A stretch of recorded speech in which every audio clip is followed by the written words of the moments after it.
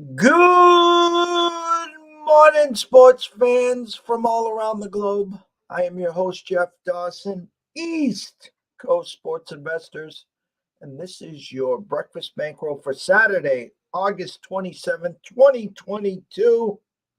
It's here, it's arrived. Football is back, and we'll be kicking off at 12:30 with the Nebraska Cornhuskers versus the Northwestern Wildcats. A number that has seen a little movement. Sounds like the Cornhuskers got themselves into a little trouble. Not good for Scott Frost, who's on the hot seat. But I know everyone's watching game day and they're moving numbers as we speak. I just find it amazing. I sit here during the year and I'll do a show anywhere from 10:30 in the morning and just watch my spreadsheets blow up as people hear Kurt say one thing, the guests say another thing, and these numbers just bounce. Obviously, they have millions of people watching the show, and they're moving numbers. So anyone wants to see someone move some numbers, just watch when Corso puts on the hat for wherever they are on game day and watch that number move. ECSI VIPs. Yesterday was a dark day on the live shows. It was moving day at UConn. Got my youngest Kylie all set up at UConn. Headed back in the afternoon, and it was just severe thunderstorms. We had to pull over in Rhode Island. There was a tornado warning. We got back on the road, and then we went right through the storm again.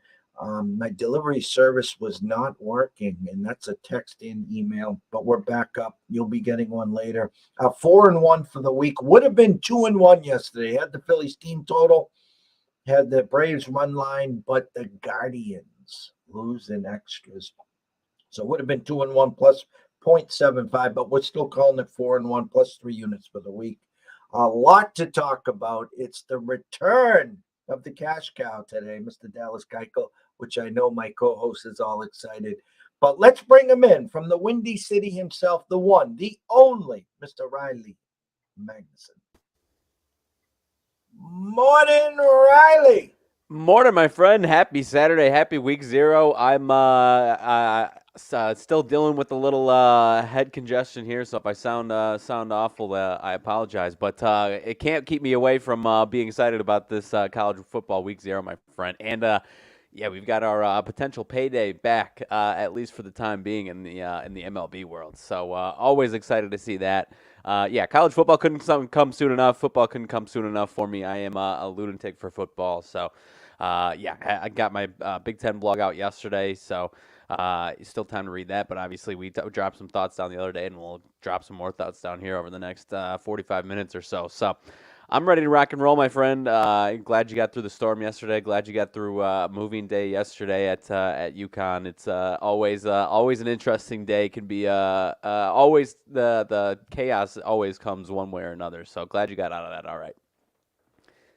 4 flights of stairs, no elevator. Oh, and you told me that the other day. That is, I was complaining about my moving day, whatever it was now, 8 years ago, and we did not have a lack of elevator. We had an elevator, so I could not imagine doing that. 4 flights of stairs with no elevator.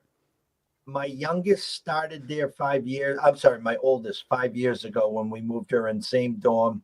And sure enough, Kylie gets that dorm. So I packed the car where I would have the refrigerator first. I carried that up by myself like an ass. 4 flights. It was hotter than Haiti, soaking wet. And up, down, up, down, up, down. And then the parents are getting the room all beautiful, the decorations, Yep. and the 2 fathers are sitting there just like, I'm telling you, I hit a wall. A Yeah. couple of my flights on the way back up, I was empty-handed. I'm helping parents, helped another father with a refrigerator. So I caught my second win. All went well. Glad to be back. She survived the first night. And I guess now the rest is history. Yeah, definitely. And like I said, there's always some bit of chaos. I mean, I'm the youngest of 3, and I had to help my oldest 2 brothers 5 different times each. So I'm well versed in the college moving, and yeah, it's either some type of chaos or it's 110 degrees and you're miserable by the end of it from moving. So. Yeah, yeah, obviously bittersweet, but I'm sure you're glad to be done with the moving aspect of it for now, at least. So, we talked for weeks, if not months, about Nebraska and Northwestern in Dublin. Um, a line that opened at 10 and a half and just kept creeping. 11, 11 and a half, 12, 12 and a half, 13 and a half. I've been saying the whole world is on Northwestern, yet the line kept climbing. Then you wake up this morning and it's back where I think the number really should be is 11. And that was yesterday posted on some Nebraska sites and stuff that some Cornhuskers got into a little trouble at a casino, some late night drinking, yada, yada, yada. Are you buying?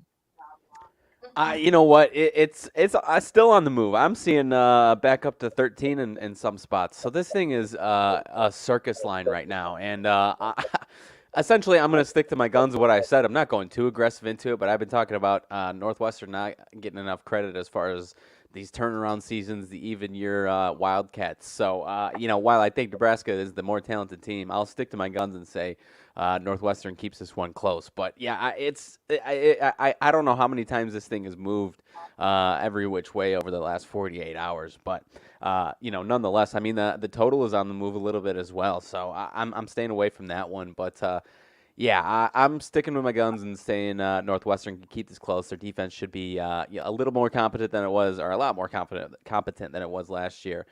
And I think they'll establish some running game that's going to keep them into this one. But I'll still give Nebraska an edge on the win as far as that goes.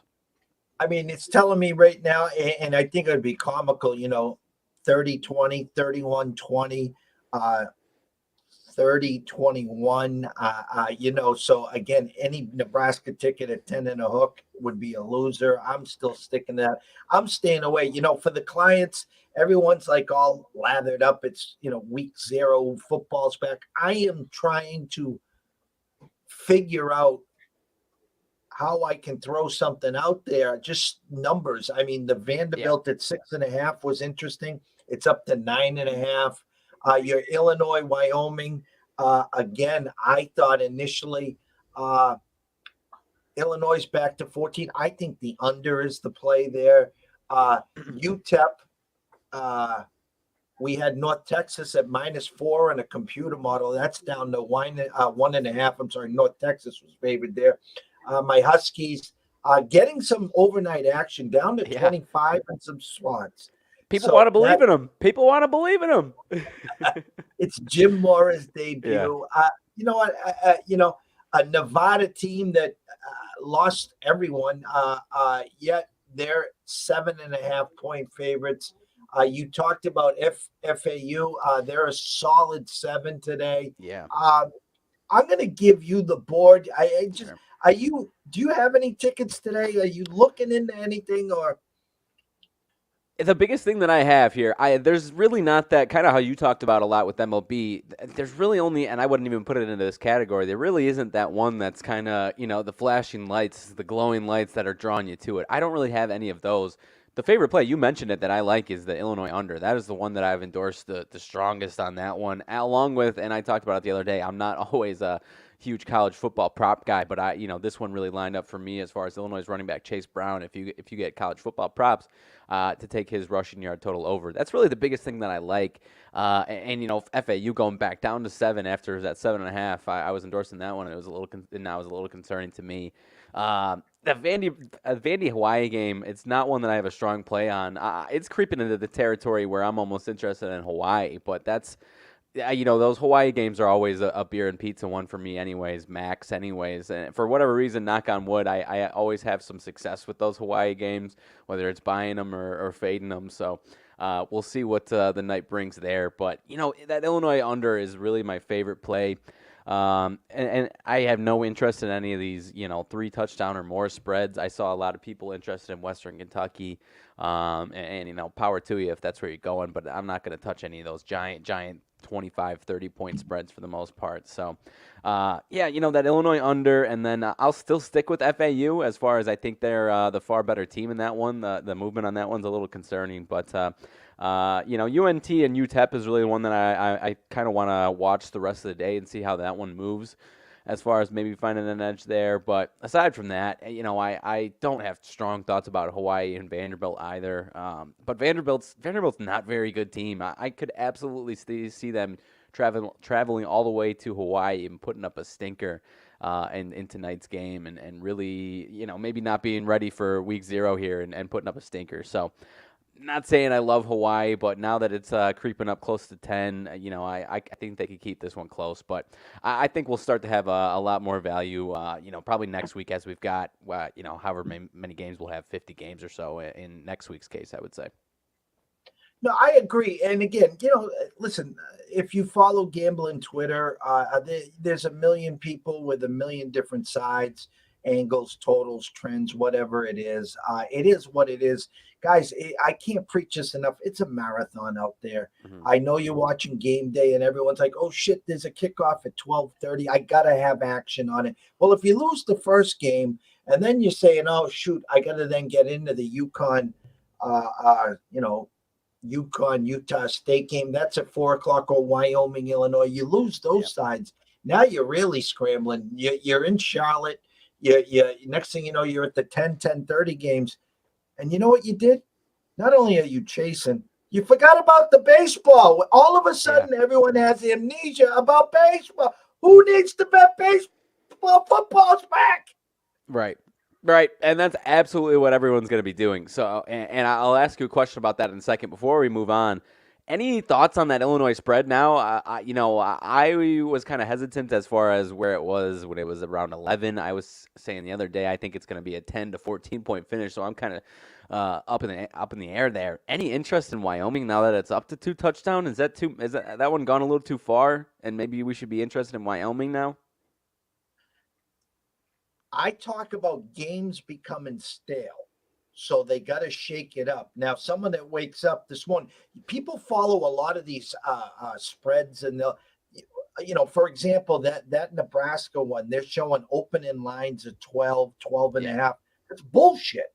Right. It was 10 and a half. All right, guys. So if you're late to the party, you're reading false informations. We follow these lines around the clock. So there's a reason that thing moved 5 points. Now, is it someone's out? I mean, a stale line is one thing. Taking it from 9.5, 10 to 14 is all of a sudden 2 or 3 guys from Wyoming going to be out. Did someone test positive for COVID? A key player. There's a reason that jumped. Right. No, totally. And I'm still sticking far away from it. And I think the biggest edge to see there is going to be Illinois' run game against Wyoming's rush defense. Like I was saying the other day. And I don't think it's going to be much, a ton of explosive plays either. I think it's going to be a lot of 5-6 yards at a time, really methodical and really controlling that clock for Illinois. So, and I think it's still going to be a toss-up there. So, any other thoughts on college football? Are you taking the Huskies after? Was there any buzz as far as Husky Nation for football yesterday in stores? Well, everyone moving in yesterday was a freshman, so they don't know what they're about to get hit for. Supposedly, all the home games are up in Hartford, which is about a 40-minute drive from stores. A lot of people travel up to the stadium. Most of the students don't make it into the stadium. They all end up staying outside and tailgating, something that I used to do very, very well. But got a win or lose, we still booze Illinois State shirt on my hands over here, so I'm familiar with what you're talking about over there. So many points for a reason. Listen, the buzz is they're moving in the right direction, but again, they said the same thing when Edsel came back. It takes time. They got a proven coach for he has a resume. He has won before. Not expecting a lot of things. It's just so many points. I mean, you don't want to be sitting there, with the other side and they're up 31 and you get the backdoor touchdown. Or it could be a UConn covering the whole damn game Yeah. for 59 minutes, and then there's a late touchdown, and it lands on 27 or 30. Right. Right. For me, those, like I was saying, I really, really have to like one of those underdogs or even sometimes the favorite to jump into those over 3 touchdown spreads, man. Because you're right, rooting for a team or watching a team and it's a 28 point spread and it's a 14-point game the whole time, and then the next thing you know, you get the other team going a touchdown and then a quick turnover 6 and then you're down 28. Those ones are my least favorite to back for sure. And yeah, until I've got one that I'm in love with. Which is not today. I'll be keeping them off my slip for the meantime right now. All right, let's move to the boys of summer baseball. Full slate. The Orioles just keep finding ways. Seattle finding ways.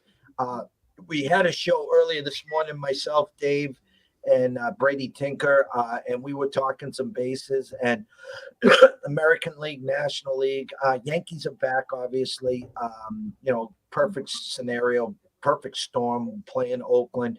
Astros just keep winning. I talked about the National League and Goldschmidt just, minus 1,400 to win the MVP. Triple crown threat now in the National League. They get a little rude awakening by Atlanta last night. I think it's a decent slate, and I think there are some spots that we could probably find today. I don't know what your initial thoughts are on bases. Yeah, no, I think I'm 100% with you on that one. There's some solid pitching matchups as well as far as games that you should actually want to watch, and maybe, it's not like there's going to be 5 college football games at a time that you need to be watching. So, if you're someone that's loading up your living room TVs, you ought to be giving at least one to baseball. So, first one up, possibly the pitching matchup of the day. I think it might have to be the pitching matchup of the day. Ohtani and Manoah, Angels in Toronto. We're seeing about minus 155 in this one. Ohtani, 2 earned run, 3 earned run last 2. Obviously solid, but, not the best that he's been at any point this season. Manoah, kind of the same thing, 2 earned run last time versus the Yankees. Anything this line is telling you, is this just respect to Ohtani, or is this maybe an Angels line? Maybe a little too good to be true over here. Manoah in April, May, June. Yes, he's leaking oil. Jays, bad slap in the face yesterday to these Angels. I mean, value shopping. It's Angels number all day here. You're going to give me Shohei plus 125, 130, 135, depending upon when you're shopping. Yet you would think it was a reality slap for the Jays and Manoah. The only way. I mean, if you don't have a problem laying the juice, then you're getting a 140, 145 number. On the Jays, I mean, you can get some plus money on the run line and under over a 7.5 juice under. Manoah's been giving up runs. So if you get the Shohei of Shoheis, maybe it stays under. I'm not going to dive in either which way. I would like to say the Jays in a bounce back after what happened yesterday. But if it wasn't for that gift wrap series against the Yankees, I still would have been looking good with the Jays outside looking in. Then they followed it up with a 2-game or 3-game sweep against the Red Sox. So little dose of reality last night for the Jays. Yeah, I'm with you. I guess I lean towards under 7. I could see both these guys being really good, but I don't love it enough to jump into it. So we'll stick in the AL East. I'll kick it over to you for this one. Tampa Bay and Boston, you just mentioned them. Springs versus Rich Hill in this one, I believe. 9-8 Boston win yesterday. Is that any sign of hope, or is that just a one-day surge and now we're back to some struggle bus for the Red Sox here? I think it's a Red Sox number. Rich Hill has not been the best of best. Soft tosser. Yeah. Can you get us 4 or 5? He's been giving up runs. Springs has been okay. Sox find a way yesterday, 9-8, had a big lead, 9-4. Then next thing you know, 8 and then 4 runs, no outs, and it's 9-8, and that's where it stuck and stayed. With that said, I think it's a Red Sox number. Will I be involved in that game? No, but I would lean Red Sox here. Okay. No, I was kind of just looking. I mean, Tampa Bay had a 6-game win streak, then lose. Red Sox had a 4-game losing streak, and then obviously win yesterday. Not quite your full, streak win streak, losing streak trend where it's, the team that ends the winning streak loses twice in a row. Boston losing however many games they did, winning twice in a row. But maybe is a little bit close to that sense. So I could see it with the Red Sox in this one here for sure. So Pittsburgh and Philly is the next one up. Tyler Beatty and Kyle Gibson in this one. Philly's 5 straight wins, Pittsburgh 6 straight losses. Anything to see in this one? Seeing about minus 275 for the Phillies. Any way to get into this one, or are you staying far away here? I'd probably end up far away. I mean, again, Philly's overpriced. I thought Philly's team total 5.5 was a nice play yesterday, plus 115. Under over a 9 probably gets over, just more on the Philly side. I find this Pittsburgh team again really just going through the motions. So again, overpriced for Gibson. This is not Steve Carlton pitching today or Kurt Schilling or anything, so it's a pass for me. Yeah, I'm with you on that one. Next one up, Dodgers and Miami Marlins. Dustin May versus Sandy Alcantara.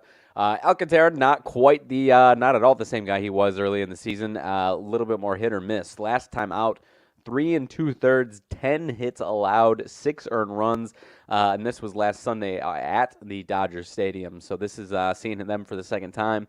Dustin May, first start of the season, 5 innings, 1 hit, no runs, 9 Ks versus Miami as well last Saturday.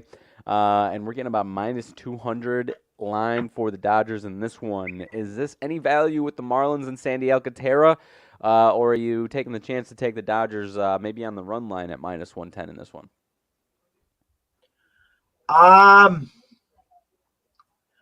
Yeah. Carrot Top was lights out. Absolutely lights out. Are we just at a point where it's tough to judge Sandy right now, the way he's been going?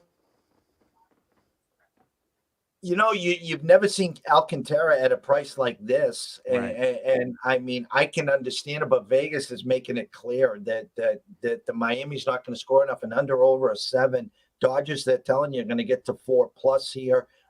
It's a Dodger run line and nothing for me. Right, and I mean Marlins 6 runs yesterday. I'm not going to be expecting the Marlins to put up more than 3 in consecutive days like that. So I think I'm with you, Dustin May. It was good last week. I think it could be good again here. Next one up, Reds and Nationals. One of the less exciting games on today's slate for sure. You've got Luis Cessa and Paolo Espino. Excuse me. Cessa's going to be a bullpen day. Any thoughts from this one, or moving on from the Reds and Nationals here?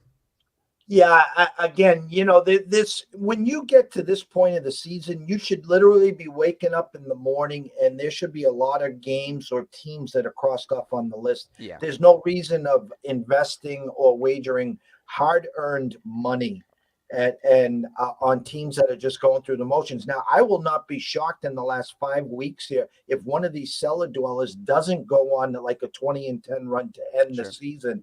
Sometimes this happens, but for the most part, they're trying to figure out what they got left on the board. Younger players playing, the older players a little banged up, giving them more rest. So there's no need to dive into any of these coin flips. No, I'm 100% with you on that one. Well, speaking of the next one here, Detroit and Texas, finally to the point. They tried to sneak it by us. I actually did not see this news yesterday when they released it. It wasn't until I was actually looking through these games that I saw our friend Dallas Keuchel, who has been very kind to our bankrolls this entire season, but he has been away from us for a little bit here, hosting for the Texas Rangers, hosting the Detroit Tigers here. Eduardo Rodriguez, who he himself has been a little roller coaster here. Is there anything to do if someone is hell-bent on backing Dallas Keuchel? Is there any way to get into it, or is any backing of Dallas Keuchel maybe a trap, and maybe he actually might have some action, positive action this today? Vegas is saying both pitchers. Is this Erod's second or third start back? Let me double check. I want to say he's had at least one. Yeah, he had one back. He was 5 innings, 4 hits, no runs against the Angels last week. Yeah, both team totals are at 3.5 over with an 8 under. So they're trying to bait you into the over. Listen, Keuchel has been putrid. Now, this is again his third team this year. He's had a break. And we know Detroit doesn't score very many runs, but this is Keuchel. This is a Texas back end that is not good right now. You're guaranteed 27 outs. Listen, I know it's minus 128. It is what it is. I gotta go in Detroit Tigers team total over 3.5 minus 128 and find out.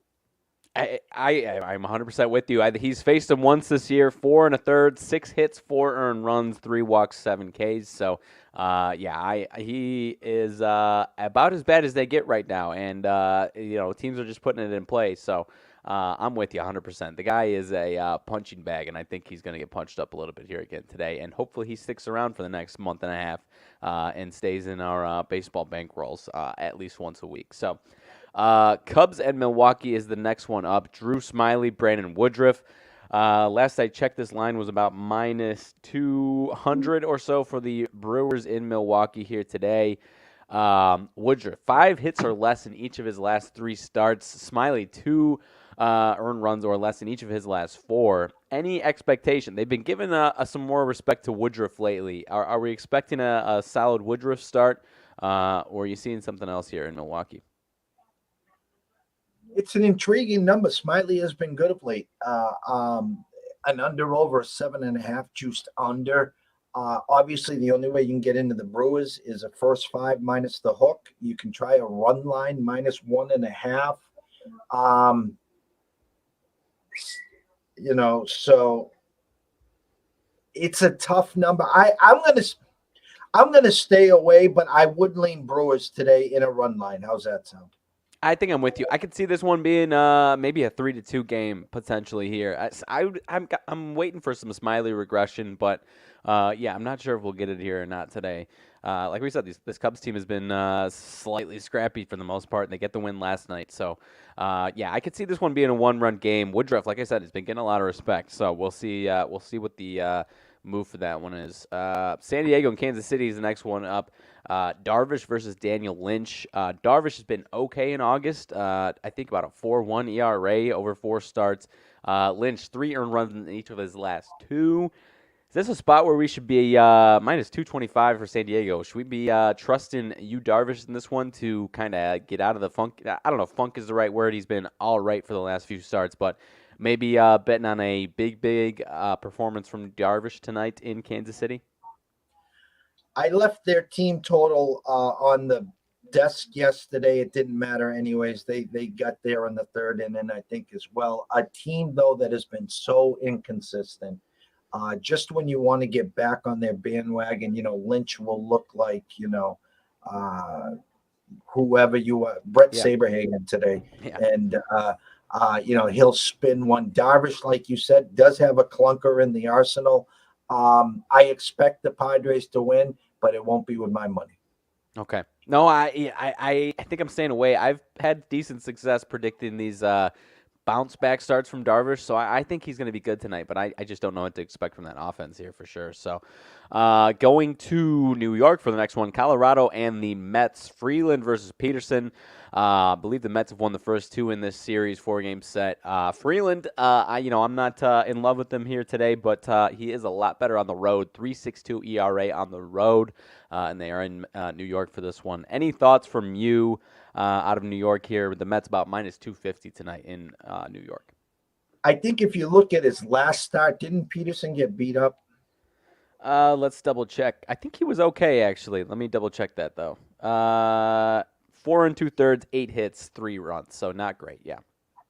I wait for SoCal Degens, Freeland, under day, a Mets team again that is rolling. Speak of the devil, there he is. Good morning, Mr. Degen himself. Look at that. Asking now, they shall come. It's Freeland under day, SoCal. Freeland under day. Actually, and it's 8.5 juiced over minus 115. You know what? It's Mets or nothing. But again, there it is. Nope, no Freeland under today. So maybe expecting some runs. I mean, I think a lot of the Met Packers aren't afraid with a full game run line.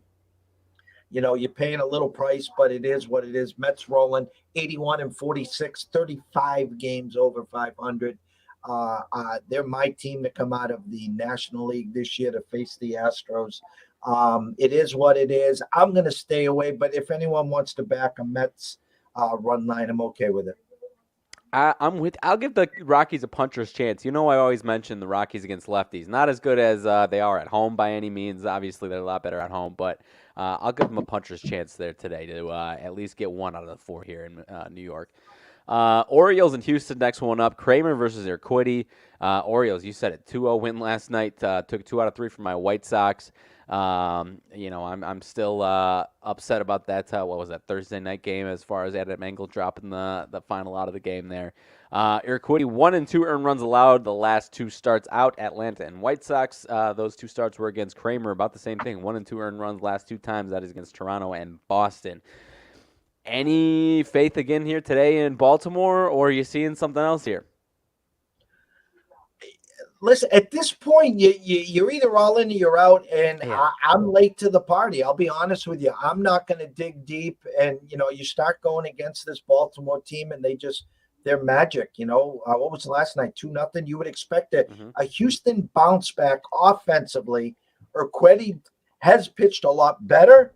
But with that said, like Darvish, he does have a clunker in the arsenal. Yep.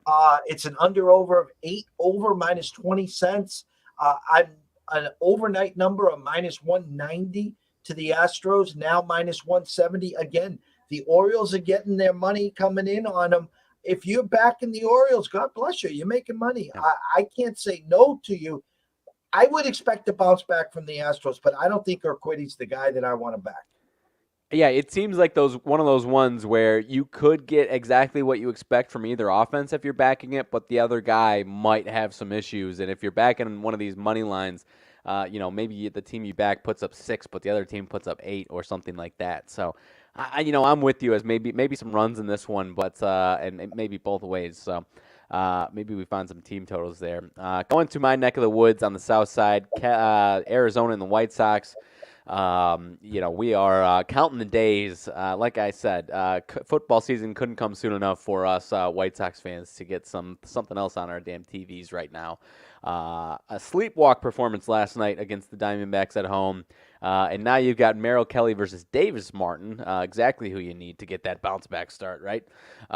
He's been all right, though. All jokes aside, he really, honestly, credit to him for, kind of being a spot starter and really only having maybe 1 or 2 rough outings. And aside from that, he's been all right.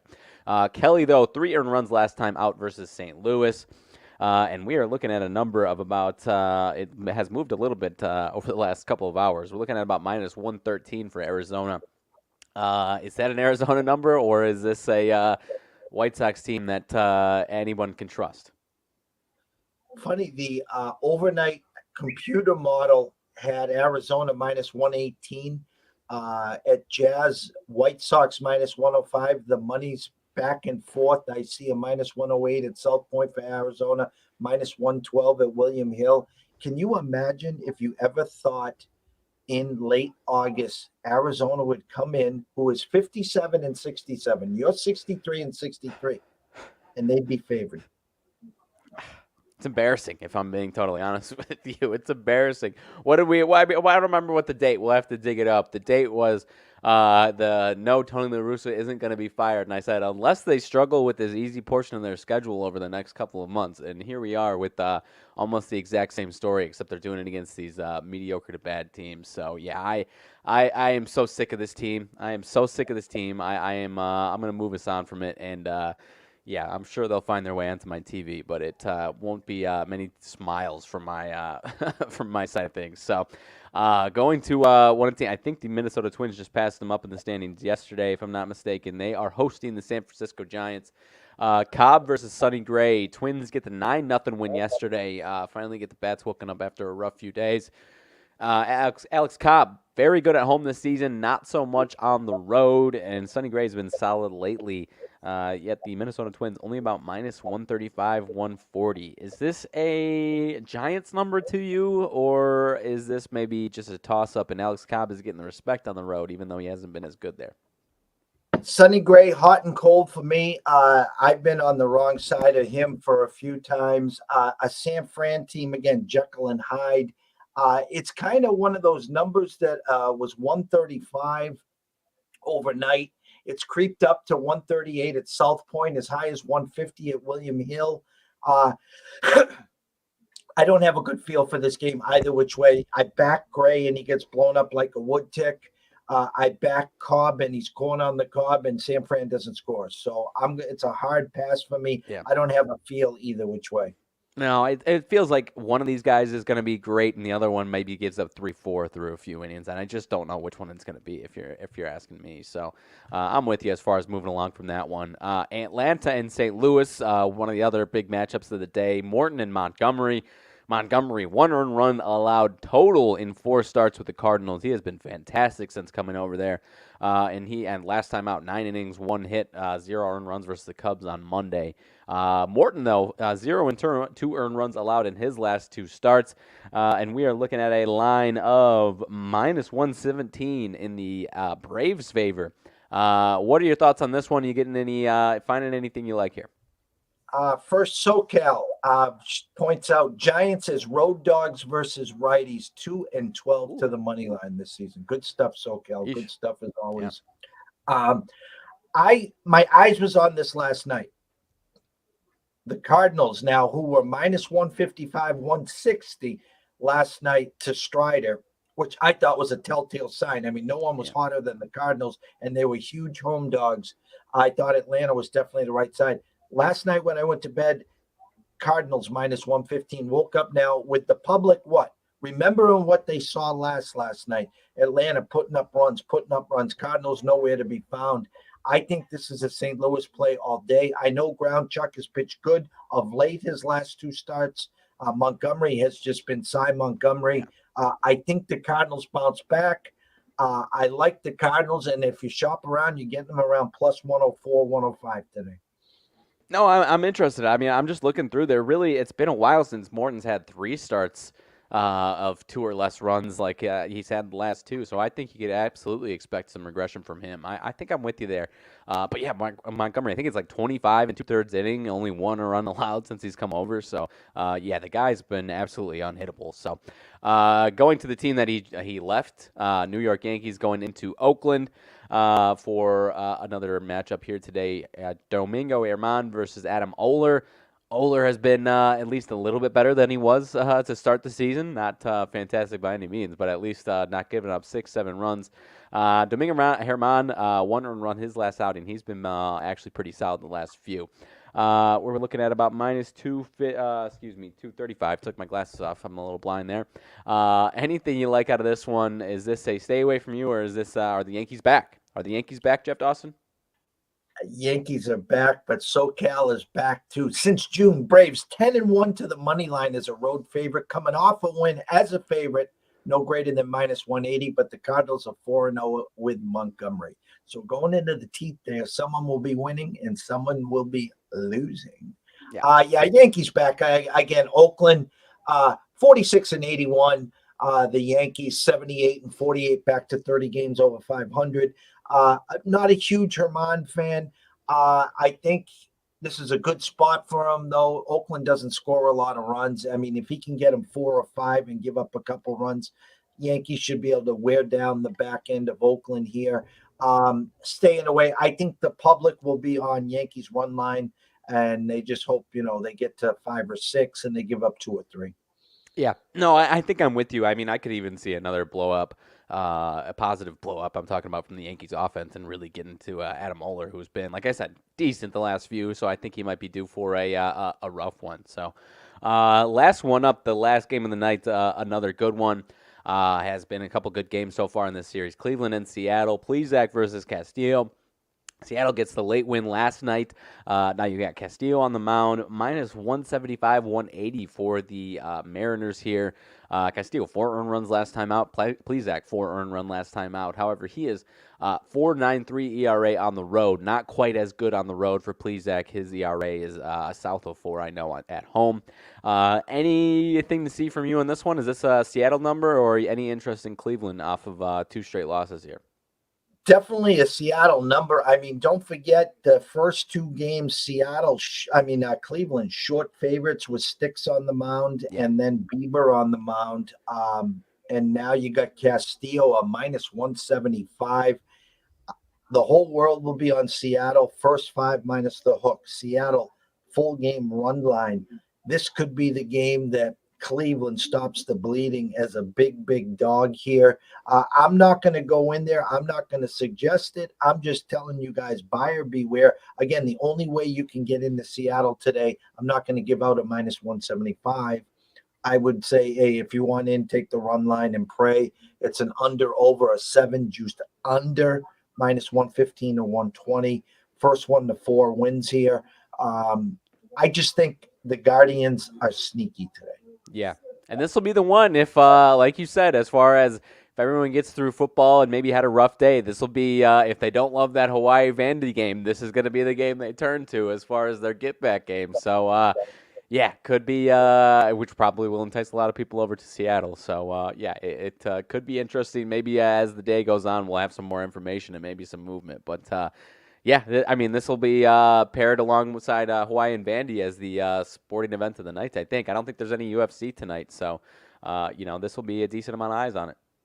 By the way, hats off on Thursday. Gavin Sheets homer. Did he have a? No, I think he had. I had total bases. I think he only had bases, which I said. But he did hit a homer. Did he hit a homer? I'm drawing a blank. Yeah, he did. I thought he only had bases. That's my bad. No. Was that Thursday? Now I'm gonna look. I was thinking of you right away. Hold on. No, he was 3 for 5. He was 3 for 5. I said maybe instead of homer, go for bases. I don't think he had a homer though. It was Vaughn that led off the game with the homer. Hold on.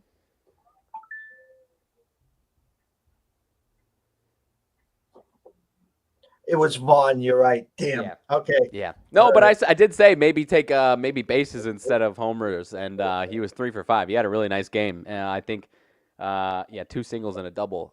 So anytime anyone's hitting a double in this offense right now, I'm jumping for joy. So death by singles. I'm sick of it. And I'm just trying to quickly look here for everyone here.